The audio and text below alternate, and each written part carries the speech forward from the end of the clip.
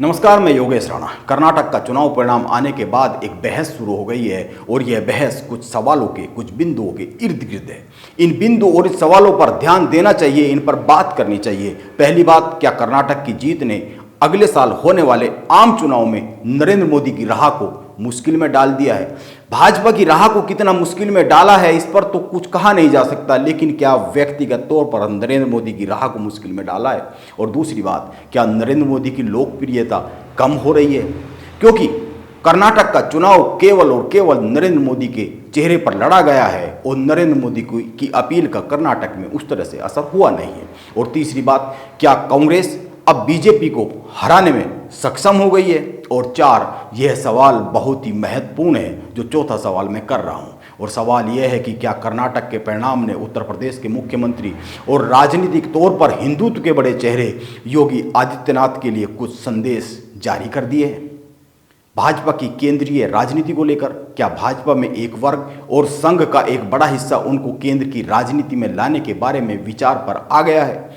यह आखिरी सवाल इसलिए जन्म ले रहा है क्योंकि जनता किसी भी विचारधारा और किसी भी परिस्थितियों से तभी तक समझौता कर सकती है, उसमें आने वाले मोड़ से, उसमें आने वाले बदलाव से तभी तक समझौता कर सकती है जब तक उनको कोई विकल्प नहीं दिखता है।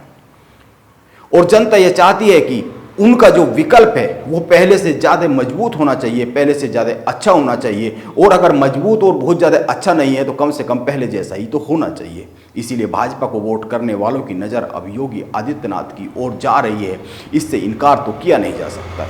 वो भले ही खुले मंचों से नहीं, लेकिन घरों के भीतर होने वाली पारिवारिक बैठकों और बहसों में यह मुद्दा बन रहा है।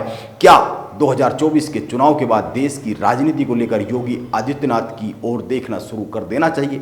यह घरों में पारिवारिक बहसों में एक विषय तो बनता हुआ साफ साफ देखा जा सकता है। आप अपने आसपास देखेंगे, लोगों से बात करेंगे तो बहुत खुले तौर पर लोग भले ही ना कहे, लेकिन घर में तो चर्चा होने ही लगी है। यह बात इसलिए भी मैं कह रहा हूं क्योंकि दो फ्रंट पर भाजपा चिंता में साफ साफ दिख रही है। मौजूदा राजनीति में पहला, इस साल और अगले साल लोकसभा के साथ साथ कई सारे प्रदेशों में विधानसभा के चुनाव हुए जहां पर भाजपा के पास कोई बड़ा नेता नहीं है। इनमें से जो अधिकतर प्रदेश है, जो इस साल और अगले साल जहां विधानसभा के चुनाव होने हैं, इनमें से अधिकतर में भाजपा के पास कोई इतना ताकतवर नेता नहीं है। और अगर कहीं पर नेता है तो वो योगी आदित्यनाथ और नरेंद्र मोदी की तरह पूरी तरीके से हिंदुत्व की राजनीति में समाहित होने वाला नेता नहीं है। आप गौर कीजिए, बीजेपी पिछले 9 साल से केंद्र की सत्ता में है। अभी कर्नाटक विधानसभा चुनाव जीतने के लिए प्रधानमंत्री नरेंद्र मोदी ने कोई कोर कसर छोड़ी नहीं है, लेकिन नरेंद्र मोदी की यह कोशिश कर्नाटक में रंग नहीं ला पाई है। जबकि चुनाव को पूरी तरीके से धर्म और ध्रुवीकरण पर फोकस किया गया, यानी कर्नाटक के लोगों ने नरेंद्र मोदी की अपील को अनसुना कर दिया, क्योंकि उनके पास प्रदेश में कोई भी नरेंद्र मोदी या फिर योगी आदित्यनाथ नहीं है। अगर सत्ता भाजपा के पास जाती तो वहां मुख्यमंत्री योगी आदित्यनाथ तो बनने नहीं थे, नरेंद्र मोदी वहां पर सत्ता संभालने वाले नहीं थे। जाहिर है हिंदुत्व की राजनीति में समाहित होने वाला कोई नेता चाहिए था।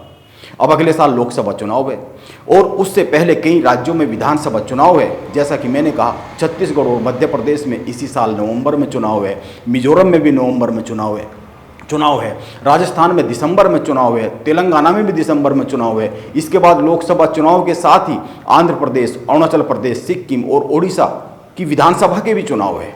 ओडिशा में नवीन पटनायक, आंध्र प्रदेश में जगन मोहन रेड्डी, तेलंगाना में के चंद्रशेखर राव अपने अपने प्रदेश के बड़े लोकप्रिय नेता हैं।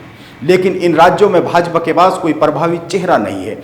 इन प्रदेशों में पिछले 9 साल में कोई नेता भाजपा ऐसा खड़ा नहीं कर पाई है जो हिंदुत्व की राजनीति को उस तरीके से आगे बढ़ा सके जैसा उत्तर प्रदेश में योगी आदित्यनाथ। इसीलिए कर्नाटक के बाद इन राज्यों में भी भाजपा में चिंता में है, इसमें कोई दो राय नहीं है। ये एक साफ सी तस्वीर है। कई लोगों का कहना है कि वसुंधरा राजे के बगैर राजस्थान को जीता नहीं जा सकता है। यह एक सच बात है। और मध्य प्रदेश में शिवराज सिंह चौहान का कोई विकल्प भाजपा अभी तक बना नहीं पाई है, जबकि प्रदेश की राजनीति में उनकी लोकप्रियता बड़ी तेजी से गिरी है।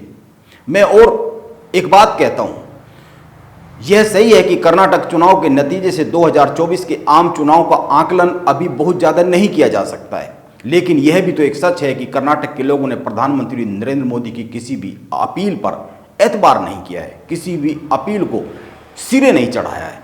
क्योंकि कर्नाटक में बीजेपी ने नरेंद्र मोदी को चेहरा बनाया था, स्थानीय नेताओं को किनारे कर दिया था, इसीलिए इस बात से तो बचा नहीं जा सकता है कि यह नरेंद्र मोदी की हार नहीं है। कर्नाटक नरेंद्र मोदी की हार है और उत्तर प्रदेश के निकाय चुनाव में जो जीत हुई है यह नरेंद्र मोदी की जीत नहीं है, ये योगी आदित्यनाथ की जीत है। यह एक बहुत ही साफ सी तस्वीर है मौजूदा समय में भाजपा की राजनीति, और मौजूदा समय में भाजपा की राजनीति के ये दो सच है जिनको स्वीकार तो किया ही जाना चाहिए। इसीलिए भाजपा के लिए यह जरूरी हो गया है कि वो प्रदेश में, खासकर बड़े प्रदेशों में, बड़े नेताओं के बगैर बहुत लंबे समय तक चल नहीं सकती है। यह बात मैं इसीलिए भी कह रहा हूँ क्योंकि कर्नाटक में भाजपा ने अपने ही सारे नियम तोड़े, इसके बाद भी नहीं जीत पाई। सारे सिद्धांत किनारे रख दिए, इसके बाद भी नहीं जीत पाई। पार्टी ने एक परिवार से एक ही व्यक्ति को टिकट का फार्मूला भी यहाँ पर किनारे रख दिया। बीजेपी में टिकट बंटवारे में सिर्फ एक दो लोगों की ही चली है। येदियुरप्पा को साइडलाइन कर दिया गया। प्रधानमंत्री नरेंद्र मोदी ने 20 जिलों में कैंपेनिंग की। इन 20 जिलों की 164 सीटों में से बीजेपी केवल 55 सीटें ही जीत सकी, यानी कि स्ट्राइक रेट 33%। और जैसा कि मैंने कहा, राहुल गांधी की जो भारत जोड़ो यात्रा है वो जिन जिन जिलों से निकली थी वहाँ का स्ट्राइक रेट 70% से अधिक। इन जिलों में, जिन जिलों की मैं बात कर रहा हूं, जिन जिलों में नरेंद्र मोदी ने जनसभाएं की है, इन जिलों में कांग्रेस ने 164 में से 90 सीटें जीती है। यह भाजपा के लिए चिंता की बात है। इसीलिए यह तो कहा नहीं जा सकता है कि भाजपा की हार का दौर शुरू हो गया है। हाँ, इतना तो कहा जा सकता है कि कर्नाटक चुनाव और इसके परिणाम भाजपा के लिए चिंतन का समय शुरू होने के संकेत दे रहे हैं। यह एक तस्वीर है और इस तस्वीर से भाजपा मुंह मोड़कर खड़ी नहीं हो सकती है। नमस्कार, मैं योगेश राणा, आप बने रहे मेरे साथ।